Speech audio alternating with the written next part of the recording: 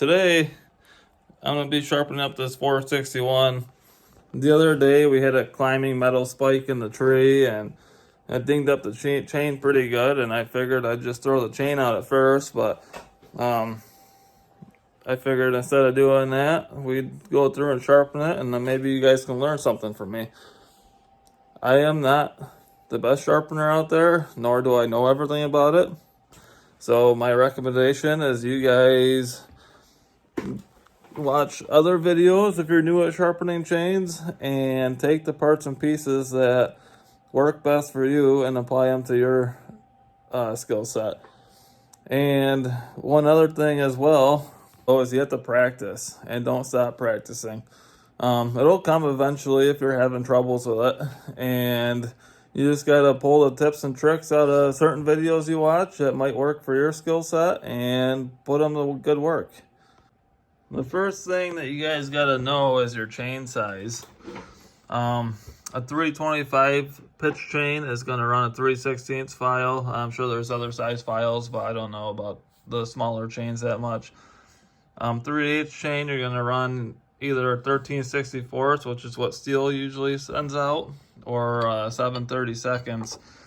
I prefer the 7/32 a little bit more over the 13/64, but it's all personal preference.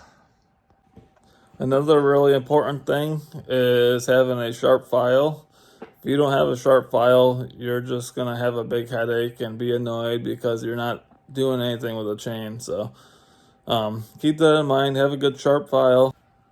The last thing I'd recommend for you guys to have in your arsenal for chainsaw sharpening is one of these Raker gauges. It doesn't have to be this one. You can use the one that works best for you. But I prefer this one because I can get each raker down to the tooth, because not every tooth on my saws are filed down the exact same. Stihl makes Raker gauges like this, but the only problem with this is you lay it down on top of 3 or 4 teeth. Let me show you guys. It lays down on top of like 3 or 4 teeth. You don't get an accurate measurement with your rakers that way. So that's why I prefer this one, and I'll put a link in the description for you guys if you do want to try it. Normally when I sharpen my saw, I usually like to stand above the saw so I can look straight down at the chain. So when you're filing a chain, I usually just try to keep the file as flat as possible. And on the top of the tooth, they all have this line on them. It's kind of like a guide mark for when your tooth gets so worn down, you should probably just throw it out. But I've also found that line can help you line your file up as well and give you somewhat close to the angle you're looking for. Now we can adjust our angles the way we want our saw to cut as well. And everyone prefers a little bit different angle. Some prefer steeper, some prefer shallower. It's all personal preference. Now, if you have a problem undercutting your chains, I'll show you guys in a minute what that looks like. They make a bunch of different file guides. This is just one of several here. Not saying I recommend this one. You got to find one that fits your needs best, and just keep looking and trying them out until you find one that really works for you. But I would highly recommend, if you're new at this and trying to learn, that you start off with something like this or a different guide, and it saves you a lot of headaches in the long run. That's not how you want your teeth to look when you get done sharpening with that big giant hook in there. It's going to be really aggressive for one thing, and they're just going to dull and snap off easier. You should be looking more something like this here. This one here, you can kind of see, there we go. You can see where all that hard plating's chipped right off.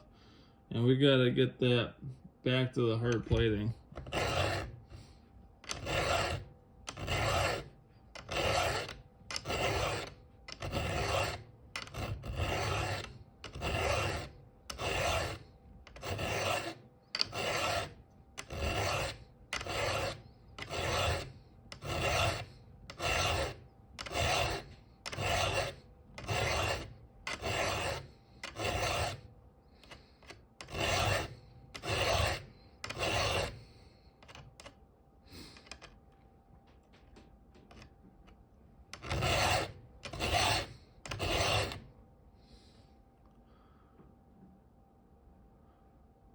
That's looking better.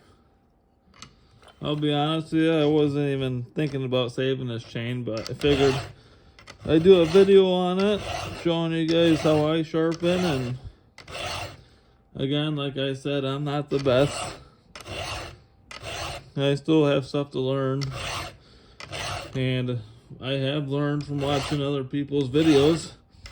So that's why I recommend that you guys pick and choose parts and pieces of other people's videos and make it work for you, because we're all different and we all don't do the same exact thing.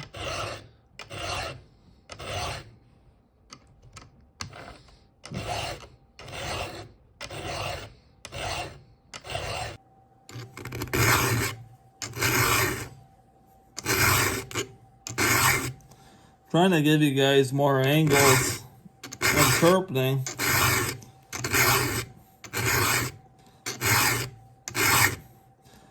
Kind of difficult with the phone.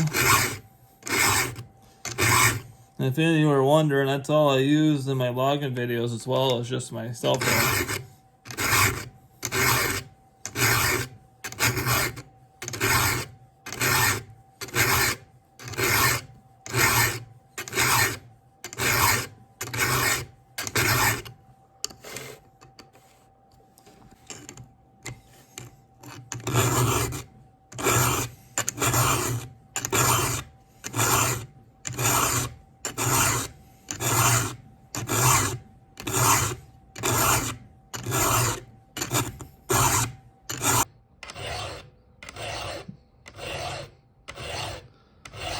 I usually like to do one side of the chain first, then I'll swap over and do the other side. One other thing also, I don't really know how I can show it or tell you guys, but when it comes to, putting the pressure on the file when you're in the file, I don't really put much pressure on my files. If anything, I find myself pulling up some more often than pushing down or pulling in. That's something for you that are learning how to sharpen a chain to figure out through practicing. I was going to go out logging today, but wind's blowing about 30-40 miles per hour, and I'm not trying to get the teeth sharpened perfect here. I'm just trying to get them back to the hard plating, but once I get the rakers done, I'll go back through and just give each tooth a little touch up to the way I like them, and that'll be it.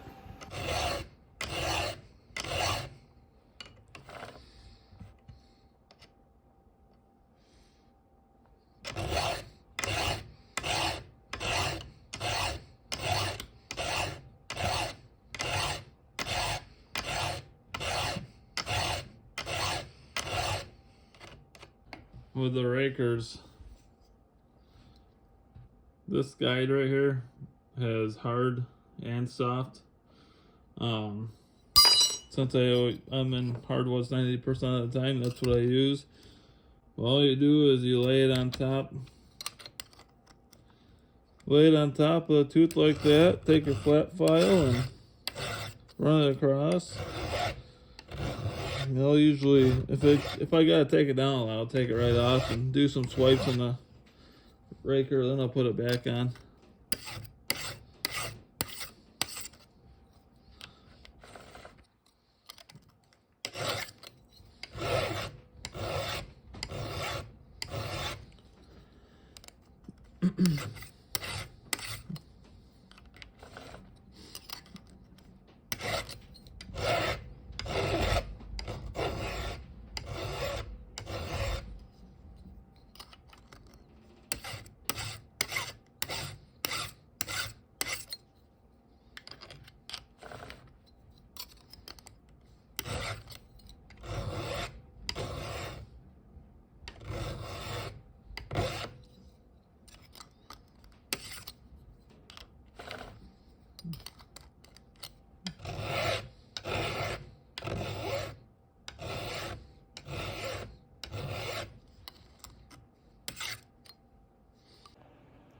All right, we got this chain all sharpened up, rakers filed down where they're supposed to be. I went back through and touched everything up.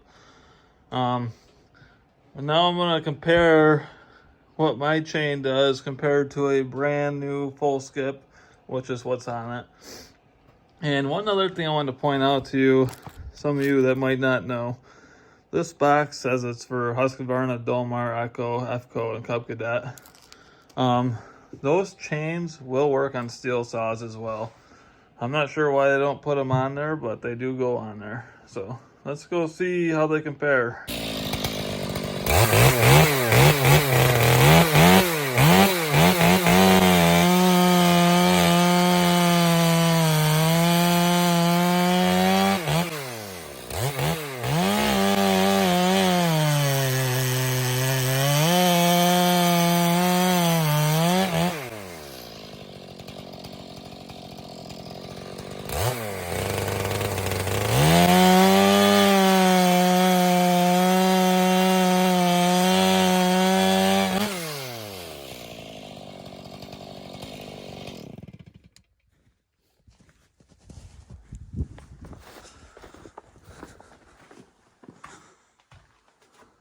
There's one of my favorite tractors. I love that old thing.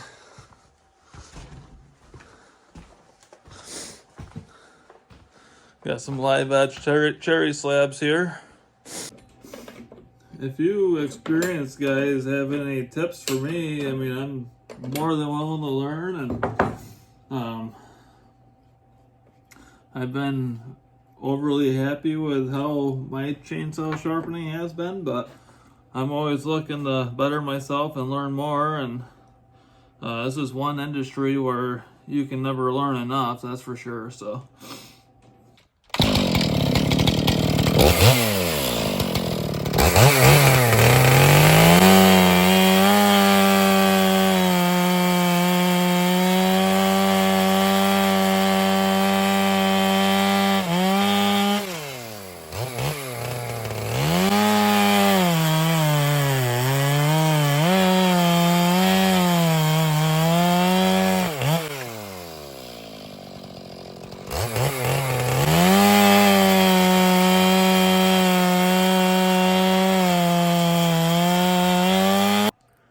well, that's it for this video. I hope you guys were able to learn something from this video or pick something out from it. And my advice for you is keep on practicing, and eventually you'll get the hang of it. Have a great day, everyone.